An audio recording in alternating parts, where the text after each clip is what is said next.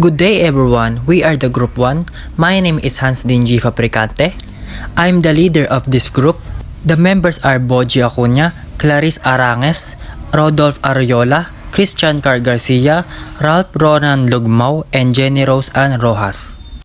Our group project is called Two-Wheel Drive Car with Internet of Things.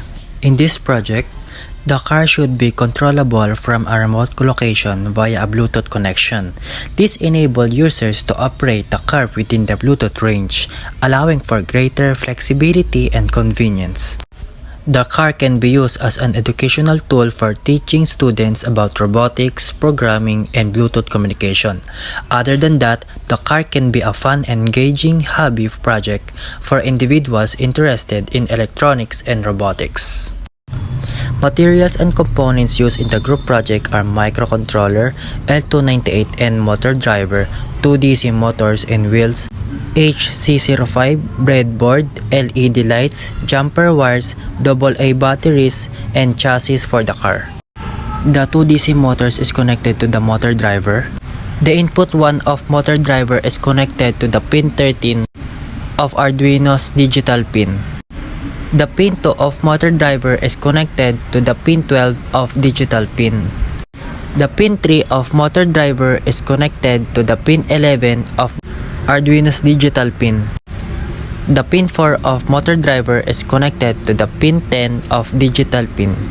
The positive of AA battery is connected to the 12 volts of motor driver. The negative of the battery is connected to the ground of motor driver. The 5 volts of motor driver is connected to the microcontroller.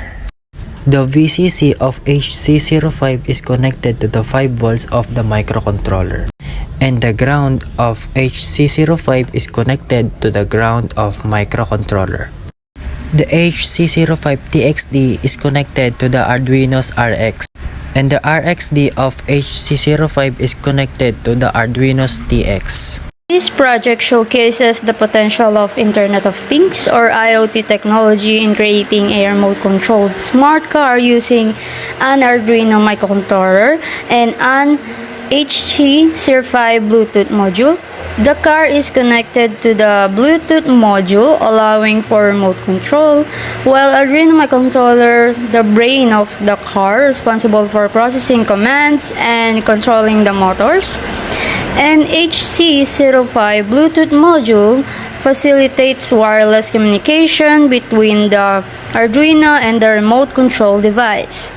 And motor driver module, L298N, amplifies the Arduino signal to control the motors. DC motors power the car's movement, while wheels provide traction and movement. And battery provides power to the Arduino motor driver and motors. Chassis provides a platform for mounting the components. The HC05 Bluetooth modules act as the bridge between the smart car and the outside world, enabling it to be controlled remotely. Pairing. The HC05 modules is paired with a smartphone or other Bluetooth device. The remote control device smartphone app send commands to the HC05 module. These commands are typically simple characters like F for forward, B for backward, L for left, R for right, and S for stop. The HC05 module receives these commands and send them to the Arduino Uno. The Arduino sends the signals to the motor driver module, L298N, which amplifies the signals and controls the DC motor attached to the car's wheel.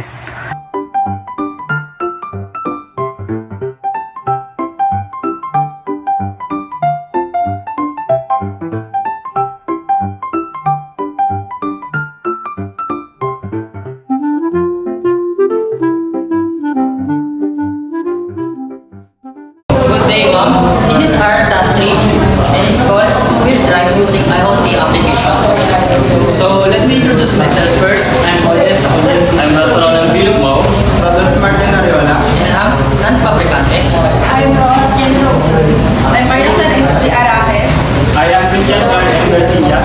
And this project is these components of Arduino R3 with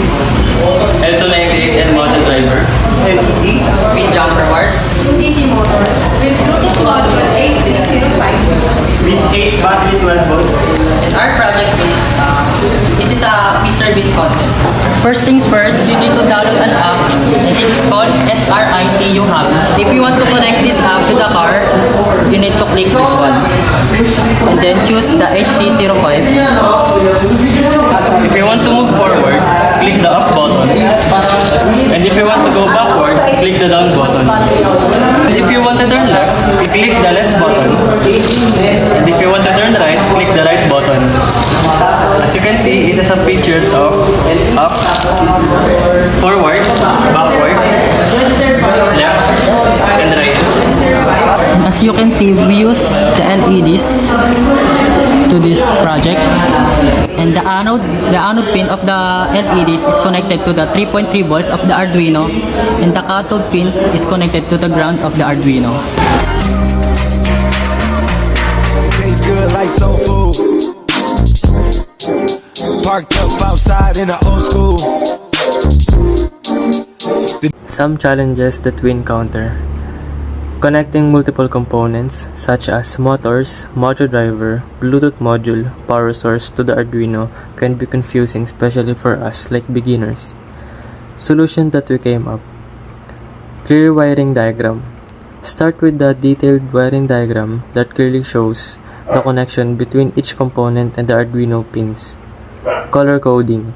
Use different colored wires for different components to make it easier to identify and connect them correctly. Hands-on learning. It provides a practical, engaging way to learn about Arduino programming, motor control, and wireless communication using Bluetooth. Foundation for IoT. It serves as a basic introduction to the Internet of Things, demonstrating how to connect a physical device to the Internet and control it remotely. Learn about basic electronics components, their functions, and how to connect them using breadboard soldering. Understand how Bluetooth modules work and how to use them for wireless communication between the car and the remote control device. Learn to identify and troubleshoot the problem in your wiring, code, or components. This develops your critical thinking and problem-solving skills. This project requires patience and persistence, as you may encounter challenges along the way. It teaches you to persevere and find solutions to obstacles. Gain knowledge of motor drivers and how to control the direction and speed of DC motors using PWM. Gain experience with Arduino programming, including working with digital and analog pins, motor control, and serial communication.